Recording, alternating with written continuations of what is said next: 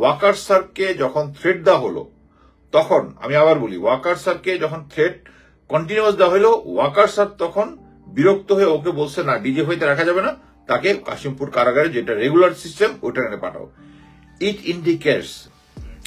আরেকটা জিনিস হচ্ছে, আবার আসি হচ্ছে আমার প্রাক্তন বন্ধু জিয়াউল হাসান নিয়ে। সে বর্তমানে, অনেকে আমাকে প্রশ্ন করেন যে সে এখন কোথায় আছে। সে অ্যাকচুয়ালি এখন কাশিমপুর কারাগারে আছে।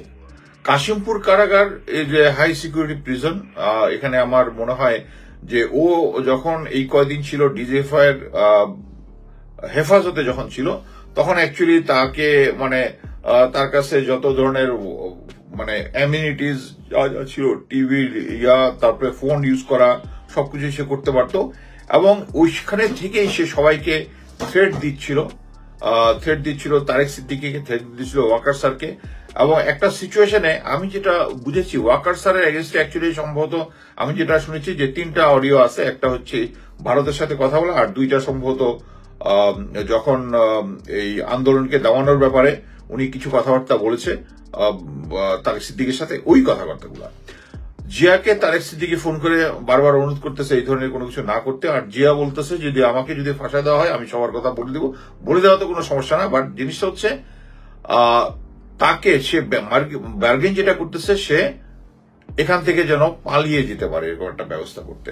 আমরা সবাই জানি জিয়া একবার পালিয়ে যাওয়ার চেষ্টা করেছিল, এবং আমি গ্যারান্টি দিয়ে বলতেছি ওই পালিয়ে যাওয়ার মধ্যে ওয়াকার স্যারও জানতো, ডিজিএফআই জানতো, তারাই চেয়েছিল যে জিয়া চলে গেলে আমাদের বাট জিয়া চলে গেলে আমাদের রাষ্ট্রের জন্য কি ধরনের থ্রেট হইতে পারে এটা নিয়ে বলি। ওর কাছে আছে কি, বাংলাদেশের যে বিরোধী দলগুলা যতগুলো আছে, আওয়ামী লীগের যতগুলো আছে, জামাতের যতগুলো, সবার ফোন কল রেকর্ড আছে, এবং কার কোন উইক পয়েন্ট আছে সবগুলো তার কাছে আছে।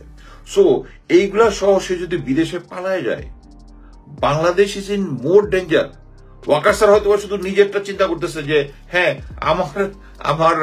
আমার ইয়াটা এক্সপোজ না হলে হইলো, কিন্তু Bangladesh will be greater danger. Future যে রাজনৈতিক দলগুলো আসবে বা রাজনৈতিক দলগুলোর যে কোনো ডিসিশন সে ম্যানিপুলেট করতে পারবে ওই সমস্ত ভিডিও দিয়া বা অডিও দিয়া, যেগুলো তার কাছে আছে, এবং আপনি গ্যারান্টি থাকতে পারেন তার কাছে আছে। আমি যেটা নিউজ পেয়েছি যে এইটা 3 ভাগে ভাগ করে 3 জায়গায় আছে। একটা আছে কানাডাতে, একটা আছে ইন্ডিয়াতে, একটা আছে আমেরিকাতে। এবং আমার কাছে যেটা মনে হয়েছে যে অ্যাকচুয়ালি আমি এর আগে বলেছিলাম যে নভেম্বরের মধ্যে জিয়া পালায় যেতে পারে। এই চান্সটা কাশিমপুরের কারাগারে নেওয়ার পরে একটু এই প্রবাবিলিটিটা কমেছে।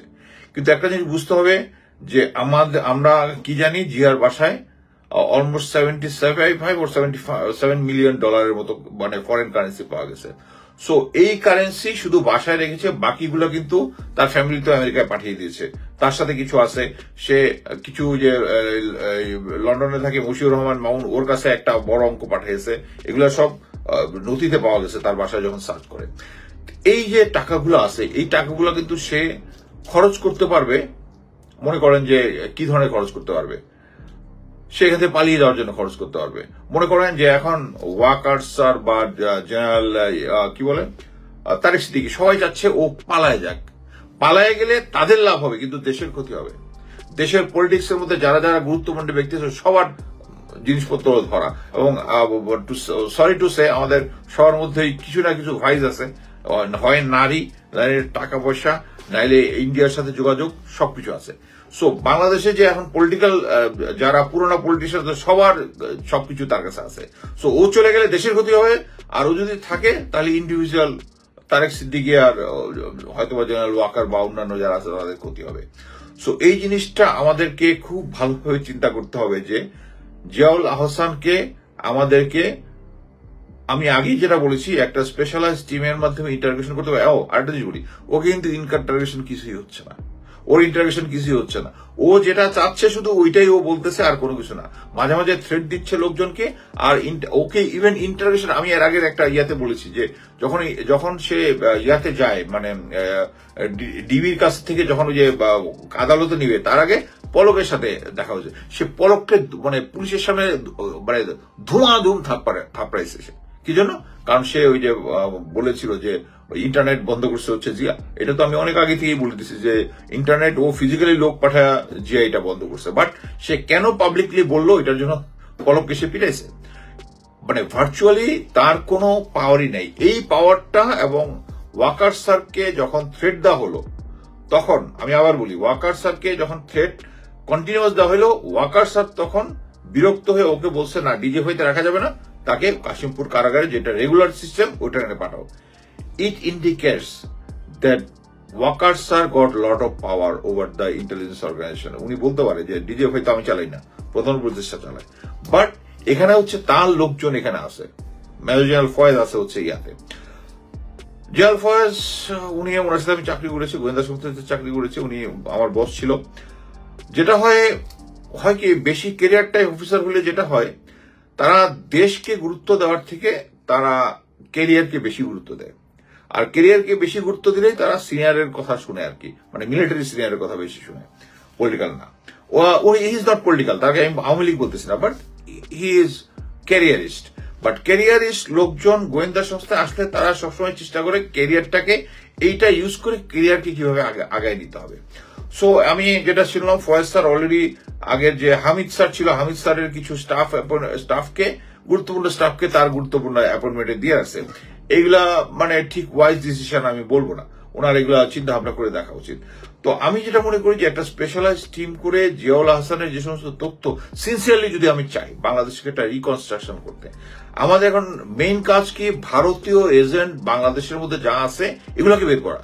এই সব কিছু জিয়া জানে, এটাকে আমরা বের করতে চাই না। আমার মনে হচ্ছে আমরা বের করতে চাই না, বিকজ তার ইন্টিগ্রেশনটা কিছুই হচ্ছে না। এবং ফিউচারে সে যদি দেশ থেকে পালায় যায়, আরেকটা জিনিস বলতে হবে, সে কাশিমপুর কারাগার এটা হাই সিকিউরিটি প্রিজন, বাট এটা মনে রাখতে হবে সে কিন্তু ইয়াতে আসা যাওয়া করে, কোর্টে তাকে নিশ্চয়ই হাজিরা দিতে হয়, এবং এই আসা যাওয়ার সময়টা কিন্তু ভার্নাবল। এবং মনে রাখতে হবে যে তার যে এত টাকা আছে, সে বিদেশেও টাকা হচ্ছে, এই টাকাগুলোর যদি একটা অংশ খরচ করে তাহলে একটা টিমকে হায়ার করতে পারে, সে তাকে এখান থেকে স্ন্যাচ করে নিয়ে যাওয়ার জন্য। Even it will be easy. মনে করেন যে আমরা ধরে নিলাম না, আমরা ওয়াকার স্যার তো একবার চেয়েছিল যে সে পালায় যাক, সো চাচ্ছে উনি পালায় যাক। সো এমন একটা সিচুয়েশন করলো, একটা গ্রুপ এসে তাকে স্ন্যাচ করে নিয়ে গেছে, এর মধ্যে হয়তো দু একটা লাস্ট টাসও করলো, বাট জিয়া পালায় গেল। সো ওয়াকার স্যারও বাইজে গেল, তারেক সিদ্দিকিও বাইজে গেল, এরকম সিচুয়েশন হইতে পারে। আমি এখন কোনো কিছুতেই অবাক হই না, এবং জিয়াকে যদি এই সমস্ত জায়গা থেকে কেউ স্ন্যাচ করে নিয়ে যায় আমি অবাক হব না। আমাকে অ্যাকচুয়ালি কয়েকটা ওই তার কিছু আত্মীয় স্বজন আমার সাথে কথা বলার জন্য অ্যাপ্রোচ করেছিল, আমি সবগুলো ডিনাই করে দিয়েছি। কারণ দেখা যাবে, আমি ধরে নিচ্ছি কি দিয়ে আমাকে কি অ্যাপ্রোচ করতে পারে, আমার তো কিছু করে হয়তো টাকা অফার করবে, অথবা নাইলে বলবে যে জিয়া পালাটা লাগলে যেন আমি চুপচাপ থাকি, বাট যেটার কোনোটাই আমি করবো না। সো আমি তাদের সাথে অ্যাকচুয়ালি দেখা করতে রাজি হইনি আর কি, কারণ তার ফ্যামিলি তো এখানে আছে, আমি ভালো মতোই জানি। জিয়ার ফ্যামিলির সাথে আমার একটা ভালো রেসপেক্টেবল সম্পর্ক আছে। সম্পর্ক যেটা নষ্ট হয়েছে সেটা জিয়ার দোষ বলি আর আমার দোষ বলি, বাট এটা একটা আগে রেসপেক্টেবল সম্পর্ক ছিল, আমি ওই সম্পর্কের বাইরে যেতে যাচ্ছি না। সো আমি অ্যাকচুয়ালি কথাবার্তা বলিনি, বাট আমার কথা হচ্ছে এখন আমাদের উপদেষ্টা ডক্টর ইউনূসকে বুঝতে হবে যে উনার সেনাবাহিনীর উপরে কন্ট্রোলটা নাই। এখনো আয়নাঘরের যে সমস্ত লোকজন কুশলী আছে, ওরা এখনো আর্মিতে আছে, এবং সবচেয়ে একটা আমি বলবো যে একটা একটা একটা কি বলবো এটারে, মানে একটা রসিকতা হচ্ছে সেনাবাহিনীতে, সেটা হচ্ছে আজমি স্যার, জেনারেল আজমি, এবং তার এই আয়নাঘর নিয়ে একটা কোড অফ ইনকোয়ারি বোর্ড হয়েছে। এটার প্রধান হচ্ছে লেফটেন্যান্ট জেনারেল শাহিন স্যার। তো উনি হচ্ছে সবচেয়ে আওয়ামী লীগের বড় লেসবেন স্যার, উনাকে দিয়ে এটা বানানো হচ্ছে সব কথা। বিভিন্ন জনের সাক্ষী নিয়ে আসতেছে, সবাই সাক্ষী দিচ্ছে, সিনিয়র অফিসাররা যারা আছে, ওই সময় ডিজিএফআই তে ছিল, এনটিএমসি তে ছিল, যারা সিটিআইবি তে ছিল, তারা এসে বলতেছে আয়নাঘর জীবনের নামই শুনে নাই তারা। মানে এই হাস্য কৌতুক হচ্ছে, সেনাবাহিনীতে একটা ইনভেস্টিগেশন হচ্ছে, ওখানে হাস্য কৌতুক হচ্ছে যে কেউ নাকি আয়নাঘরের নামই শোনে নাই। আয়নাঘরের নাম শোনে নাই, জয়েন্ট ইন্টারোগেশনের নাম শুনছিল, ওটা কোথায়? ডিজিএফআই। তো চলেন দেখি। আচ্ছা ঠিক আছে, আজমি স্যার কেউ নিয়ে যায় ওই জায়গায়, বা হাসিন স্যার আছে নিয়ে যায় ওই জায়গায়, আমি জানি না তারা কি করতেছে। ইনভেস্টিগেশন যেটাই করে ইজ কোয়াইট ইজি, বাট কথা হচ্ছে এখন পর্যন্ত আমি ওই ইনভেস্টিগেশনের যেটা শুনলাম সেটা হচ্ছে কেউ নাকি এগুলো আয়না ঘরের নামই শুনে নাই, কোনো কিছু বুঝবে। আমি তো আরেক অফিসারের সাথে আমি যখন মানে আমার জুনিয়র এক অফিসার সে বললো, স্যার আমি তো আয়না ঘরের লোকদেরকে শুধু খাবার খাওয়াইছি, তুমি একজন হাই র্যাঙ্কিং অফিসার হিসেবে শুধু খাবার খাওয়াইছো, তোমার দোষ মাপ। সিলি ওর কথা হচ্ছে এই যে ওয়াকার স্যার গ্যারান্টি দিচ্ছে যে উনি সব অ্যাকশন নিবেন, কিন্তু দেরি করতেছেন। এই দেরি করার ফলে মুজিব স্যার যেরকম চলে যাচ্ছে, বাকি সবাই আছে আস্তে ধীরে চলে যাবে, আস্তে ধীরে চলে যাবে, গ্যারান্টি থাকতে পারেন। এখন যারা তার উপরে ইমান রাখতেছেন, ইমান আনতেছেন, ইমান রাখতে পারেন। আমি ওয়াকার স্যারের উপরে ইমান রাখতে পারতেছি না।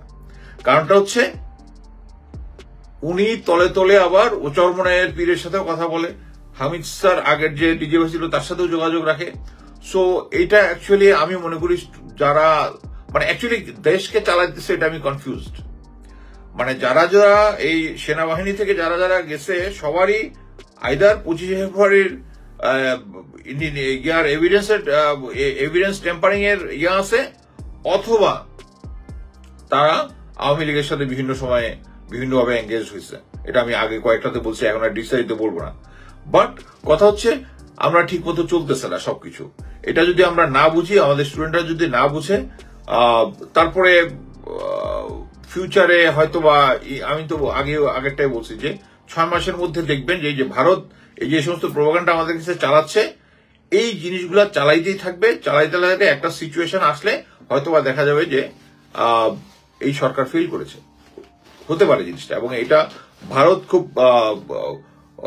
অন্যান্য যে এই বাংলাদেশের এই বিপ্লবটা ভারতের জন্য একটা বিশাল পরাজয়, বিশাল পরাজয়। মানে তাদের এখানে এই যে দেখেন পুলিশের মধ্যে 1 লক্ষ লোক নাকি এখনো কাজে জয়েন করতেছে না। আমি ধরে নিতে পারি 70% এটা হচ্ছে ভারতীয় ছিল। এবং ভারতীয়তে কয়েকদিন আগে জুলকারনাইন স্যার শেয়ার করেছে, একটা এয়ারফোর্স অফিসার ধরা পড়েছে, তার কাছে অস্ত্র টস্ত্র ছিল, তার কোনো সিকিউরিটি ক্লিয়ারেন্স যারা করছিল তারাও গায়েব। সো অফিসার পর্যন্ত যদি ঢুকতে পারে, তাহলে পুলিশের এই সমস্ত জায়গায়, এবং আমি কয়েকটা তালাশ টিম বা আরো কয়েকটা ইয়ে দেখেছি যে অনেক পুলিশের লোকজন গিয়ে করছে। আমাদের মেজর জেনারেল সাইদুর একজন আছেন, উনি ছিল পাসপোর্ট অফিসে, তারপরে এই ন্যাশনাল আইডি এগুলাতে চোখ বন্ধ করে উনি আমার কাছে কয়েকটা ডকুমেন্ট এসছে, বা ডকুমেন্ট নিয়ে কথা বলার মতো সিচুয়েশন এখন হয়নি, ভবিষ্যতে হবে, হইলে আমি বলবো উনি ভারতীয় লোকজনকে দেদারসে এই সমস্ত আইডি সাপ্লাই দিয়েছেন ওনার আম্মা মানে শেখ হাসিনার কথা মতো। এবং এটা যে কতটা ডিপ রুটেড আমাকে অ্যাকচুয়ালি আমার কাজিন হয়, but he is also from carat college, আমার বলছিল, আমার ডাক নাম হচ্ছে বিটু, বলছে বিটু তুমি তো আমার অনেকদিন আগে এগুলা তুমি লেখতা, আমি খালি মনে করতাম তুমি এক্সাজারেট করো, বাট এখন বুঝতেছি না এভরিথিং ইজ রিয়াল, স্টিল ইন্ডিয়ার কনস্পিরেসি ইজ রিয়াল। আমরা এখনো রিয়েলাইজ করতে পারতেছি না। তারা আমাদেরকে সিকিমের কাছাকাছি একটা সিচুয়েশনে নিয়ে গেছিল। হিন্দু অফিসার আছে বাংলাদেশ সেনাবাহিনীতে, হিন্দু অফিসার থাকাটা আমি কোনো সমস্যা দেখি না, unless he kept communication with India. But এখন পর্যন্ত যা দেখা গেছে যে দুইটা জায়গায় যে পৃথিবীতে যত ইহুদি আছে, দে আর আলটিমেটলি স্টেট অফ মানে তাদের সাপোর্ট আছে ইসরায়েলের জন্য এবং করে যেখানেই থাকুক, এবং হিন্দুদের ক্ষেত্রে নর্মালি তাই আমি দেখছি। বাট আমার কথা হচ্ছে দেশের জনগণ হিসেবে হিন্দু অফিসার, হিন্দু সৈনিক অবশ্যই তারা থাকতে পারে। এবং আমি হিন্দু আদার র্যাঙ্কস যারা দেখেছি এবং অফিসার দেখেছি, তারা রেগুলার অফিসার থেকে হার্ড ওয়ার্কিং হয়, যেহেতু তারা জানে তারা মাইনরিটি। বাট আমি হিন্দু অফিসার হইতে কোনো মানে সেনাবাহিনীতে অফিসার হইলে কোনো সমস্যা আমি দেখি না, বাট তাদেরকে অবশ্যই সিকিউরিটি ক্লিয়ারেন্স চেক করে দিতে হবে। আচ্ছা, new DJ file looks like good person, he is working to fix DGFI. এখানে আমি বলবো যে ওনার কয়েকজন হামিদ স্যারের কিছু স্টাফকে উনি ইম্পর্টেন্ট অ্যাপয়েন্টমেন্টে দিয়েছে, ওগুলা আমি মনে করি না সঠিক ডিসিশন। ভারত কি আমাদের সাথে যুদ্ধ করবে? আমি প্রথমেই বলেছি যে ভারত যদি যুদ্ধ করে it will be suicidal from, তারা এটা থেকে বেরোতে পারবে না। তাদের আমাদের যুদ্ধ জয় করার মতো যে জিনিসটা, যে পরিমাণ দরকার, মানে শক্তি দরকার, ওইটা তাদের নাই। এছাড়া আমরা যদি আমাদের সাথে যদি কোনো কিছু হয়, চায়না এবং বাইরে থাকবে না, আর আমরা সেভেন সিস্টারকে তখন দেখবেন এইরকম একটা যুদ্ধ হয়, এটার তারাও জানে যে এটার এন্ড হবে হচ্ছে সেভেন সিস্টার স্বাধীন হয়ে যাওয়া। এটা ওরা ভালো করে জানে। ইন্ডিয়ার দিকে আক্রমণ করবে না তারা আমাদেরকে, ভারতকে আমাদের শুধু করবে না। আসলে ভারতের সেভেন সিস্টার হবেন যাবে না তা হবে। আচ্ছা, বাংলাদেশ কোন সামরিক চুক্তি করা উচিত? বাংলাদেশের কি কোনো সামরিক চুক্তি করা উচিত ভারতের সাথে? নেভার। ভারতের প্রতিরক্ষা মন্ত্রীর বক্তব্য নিয়ে আপনার মতো, এটাতে আমি বলেছি যে সে জাস্ট একটা বার্গেনিং চিপ হিসাবে মনে করেন যে এখন যে সিচুয়েশন আছে তারা ডিপ্লোম্যাটিক্যালি একটা ব্যাক ফুটিং এ আছে, আমরা ফ্রন্ট ফুটে আছি, আমরা একটা পজিশনে আছি। তারা তাদের এখান থেকে যা তত অ্যাসেট সব চলে গেছে এখান থেকে। কারণ কি বাংলাদেশের সিচুয়েশনটা ইন্ডিয়ার জন্য এর সাথে রয়েছে ইন্ডিয়ার বয়কট, দ্রব্যমূল্য বয়কট। এবং আমরা দেখছি যে নিউজে দেখেছি যে কি ইন্ডিয়ার কলকাতার যে ব্যবসা প্রতিষ্ঠানগুলো 60% বেচা বিক্রি করে গেছে, কারণ বাংলাদেশিরা ওখানে যাচ্ছে না। সরি আমার ডগ। আচ্ছা, সো এখন এই সিচুয়েশনে আমি মনে করি না যে ভারতের মানে রাজনাথের এই বক্তব্য নিয়ে আমাদের কোনো ভয় পাওয়ার কোনো কিছু আছে। রাজনাথ একটা পলিটিক্যাল স্টান্ট করেছে। তাদের যেটা হয় যুদ্ধের ময়দানে, ও তো 3 বাহিনীর প্রধানের সাথে কথা বলতেছিল, যুদ্ধের ময়দানে একটু জোশী কিছু ডায়লগ দেয় না, ওরকম একটা জোশী একটা ডায়লগ দিয়েছে যে আমরাও ইউক্রেন যেরকম করেছে এই করেছে। ওরা হচ্ছে নিজেদের মনে করে যে তারা একটা সুপার পাওয়ার, কি actually they are super power in movie in situation. আমি যারা Indian special force versus Bangladesh special force, আমি এটা নিয়ে কিছু লেখা লিখছি, ওটা পড়েন তাহলে বুঝতে পারবে তাদের কোয়ালিটি আর আমাদের কোয়ালিটি। সো ইন্ডিয়া ভালো মতোই জানে আমাদেরকে যদি অ্যাটাক করে তাদের সেভেন সিস্টার আলাদা হয়ে যাবে। সো আমি ওইটা নিয়ে কোনো থ্রেট মনে করতেছি